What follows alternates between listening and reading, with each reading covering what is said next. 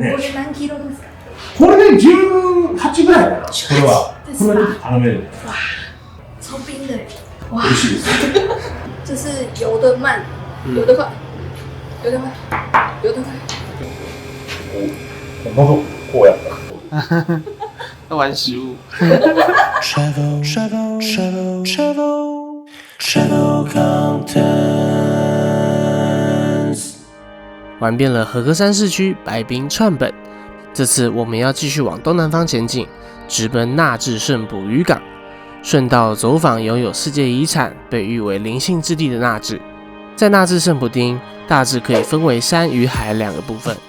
西边是山区，有那智山、熊野那智大社、那智瀑布、熊野古道等知名景点；东边靠海，是重要的渔业基地，拥有多个渔港，同时也是对外开放的观光渔港，还是日本有名的鲔鱼产地。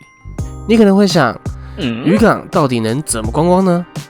今天小编可是起了个大早，就是专程来参加这个生鲔鱼完整体验之旅。不只能参观渔获拍卖现场，看鲔鱼解体秀，最棒的是还能直接吃到最新鲜的鲔鱼料理。想要参加，要到网路先进行预约。集合地点就在胜浦渔港的尼基瓦伊市场，体验早上7点准时开始。导览员会发给你名牌与耳机后，就开始解说关于鲔鱼的小知识。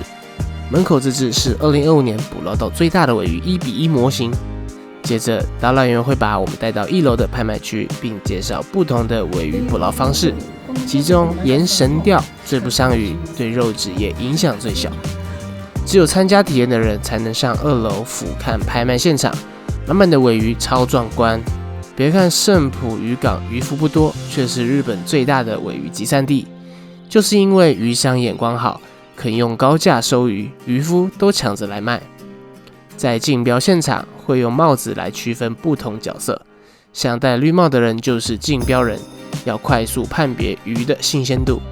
小 pebble 就是看眼睛有没有光泽，亮晶晶就代表超新鲜。最后，竞标人会把价格写在牌子上，拿去竞标台喊价，得标后立刻贴标加冰，新鲜直送到各地。参观完热闹的鱼市场，接着来进入体验环节，看我变身。这身装备看起来超专业的吧？接着就由专家带我们亲手把这只超大、冰冰凉凉的鲔鱼一步步解体，跟着指导，从鱼鳍、尾巴到身体、去骨，全部自己动手来，还被专家称赞刀工不错。难不成找到事业第2春了吗？刚刚亲手解体的鲔鱼，马上就会变成最新鲜的生鲔鱼套餐端上桌。因为完全没有经过冷冻，所以才能叫做生鲔鱼。骨头也会直接给你，让你用汤匙把肉刮下来吃。鱼肉吃起来真的是入口即化，生鱼片吃完还能再续，根本就是生鲔鱼吃到饱。如果没有参加体验，也推荐可以用和歌山乐享周游券到这间兑换特制午餐。如果还吃不满足，也可以现场直接买直接吃。离开渔港后，也推荐大家换个方式玩和歌山。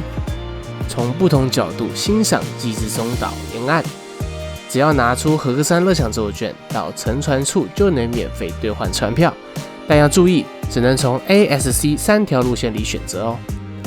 游览船还是特别的金鱼造型，超级可爱。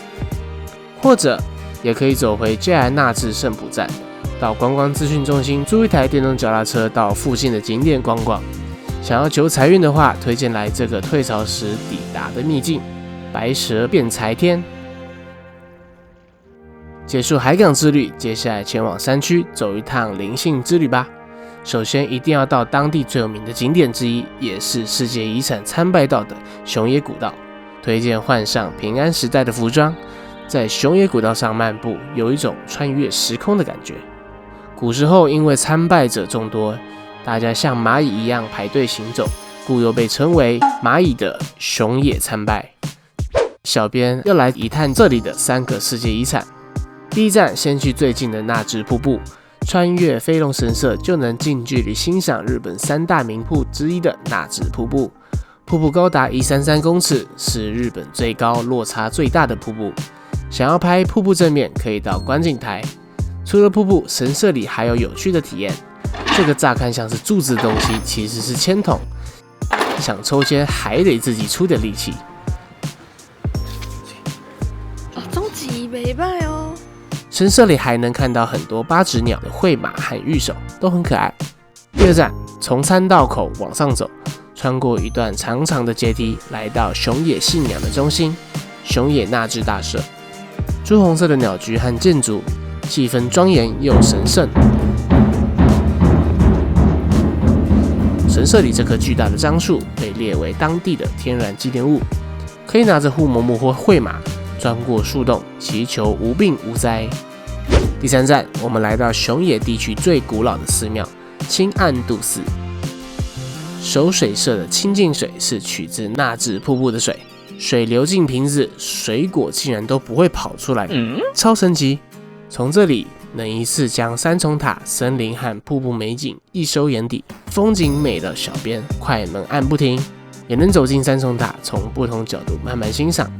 这次的和歌山之旅，体验独特的生尾鱼之旅，第一次亲手解体尾鱼，品尝超新鲜的生尾鱼。接着走纳智山的绿荫里，换上平安服装，漫步古道，拜访当地3大世界遗产。美丽的风景和独特的体验，都让人好想再回来这片灵性的土地。如果喜欢我们的影片，记得订阅、按赞，也分享给热爱日本旅行的朋友，一起探索更多日本的美好吧。